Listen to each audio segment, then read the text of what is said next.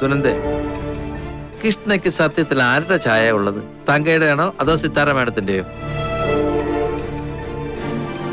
അങ്ങനെ പറഞ്ഞാല് അവരുടെ രണ്ടാളുടെ രൂപമല്ലെന്നാ എനിക്ക് തോന്നുന്നേ. കൃഷ്ണയ്ക്ക് വേറൊരു പ്രകൃതമല്ലേ? ആരുടെയെങ്കിലും ഒരാളുടെ മുഖഛായ ഉണ്ടായിരുന്നെങ്കിൽ നമുക്ക് ഉറപ്പിക്കായിരുന്നു. ഇതിപ്പോ ആകെ കൺഫ്യൂഷനാ. അല്ല, സാധാരണ കഥകളൊക്കെ വെച്ച് നോക്കുമ്പോ തങ്ക 2 കുട്ടികളെ പ്രസവിച്ച് കാണും. സിത്താര മേഡത്തിന് കുട്ടികൾ ഉണ്ടായിട്ടുണ്ടാവില്ല. അപ്പൊ ഒരു കുഞ്ഞിനെ തങ്കയുടെ അടുത്തുനിന്ന് സിത്താര മേഡം വാങ്ങി കാശും കൊടുത്തു കാണും. ഒന്ന് മിണ്ടാതിരിക്കൊന്ന്. അങ്ങനെ കാശ് കിട്ടിയിരുന്നെങ്കിലേ തങ്കേച്ചി ആ കാശ് എന്ത് ചെയ്തു? ഇത്ര ദാരിദ്ര്യത്തിൽ അവര് കിടക്കോ? അതും ശരിയാണല്ലോ. തങ്കേച്ചിയും സിത്താര മേഡവും ഒരുമിച്ചായിരുന്നുവെന്ന് ആ ഫോട്ടോ കണ്ടറിയാലോ. കൃഷ്ണയുടെ ഫോട്ടോ കണ്ടപ്പോ തന്നെ സിത്താര മേഡം അവളെ പറ്റി അന്വേഷിക്കുകയും ചെയ്തു. അതിനർത്ഥം എന്താ? കുട്ടികള് സിത്താര മേഡത്തിന്റെ തന്നെ. തങ്കേച്ചി ഒരു കൊച്ചിനെടുത്ത് എവിടേക്കെങ്കിലും പോയിട്ടുണ്ടാവും. അങ്ങനെ വേണമെങ്കിലും ആലോചിക്കാം. പക്ഷേ സിത്താര മേഡത്തിന്റെ സ്വഭാവം അനുസരിച്ച് അങ്ങനെ എന്തെങ്കിലും സംഭവിച്ചിരുന്നെങ്കിൽ തങ്ക ഇവിടെ ഉണ്ടെന്ന് അറിഞ്ഞ നിമിഷം തങ്ക അവർ കൊല്ലില്ലേ? അത് ചെയ്തില്ലല്ലോ. ഹോ, എന്റെ ഗോപാലേട്ടാ, ആലോചിച്ചിട്ട് എന്നെ തലക്ക് ഭ്രാന്ത് പിടിക്കുന്നു. നമ്മുടെ ഉറക്കം കളഞ്ഞിട്ട് അവരിപ്പോ സുഖമായിട്ടിരുന്ന് ഉറങ്ങായിരിക്കും. അവരാരും ഉറങ്ങുന്നുണ്ടാവില്ല. എന്തായാലും സിത്താര മേഡം പേടിക്കുന്നുണ്ട്. തങ്കയെ പേടിക്കണം.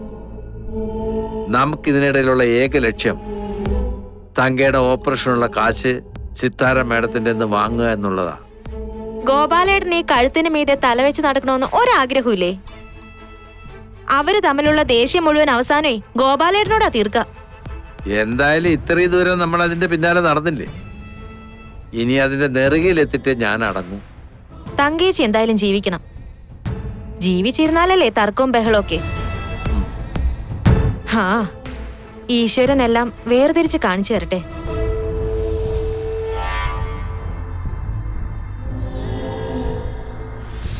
ആഭരണങ്ങൾ എടുക്കാൻ വേണ്ടി മാത്രമാണ് അവൾ വന്നതെന്ന് ഞാൻ വിശ്വസിക്കില്ല സുമിത്രേ. അതെനിക്കും തോന്നി. എന്താ അവളുടെ മനസ്സിലെന്ന് ദൈവത്തിന് മാത്രമേ അറിയൂ. അല്ല, എന്തിനാ അവൾ ഇങ്ങനെയൊക്കെ ആകുന്നേ?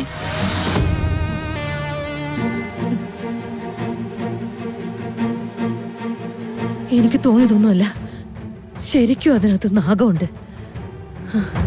നേരാമേ, ഈ അനുഭവം എനിക്കും ഉണ്ടായതല്ലേ. അന്ന് ഞാനും കണ്ടതല്ലേ നാഗത്തിനെ. നിങ്ങൾ എന്തൊക്കെ ഈ പറയുന്നത്?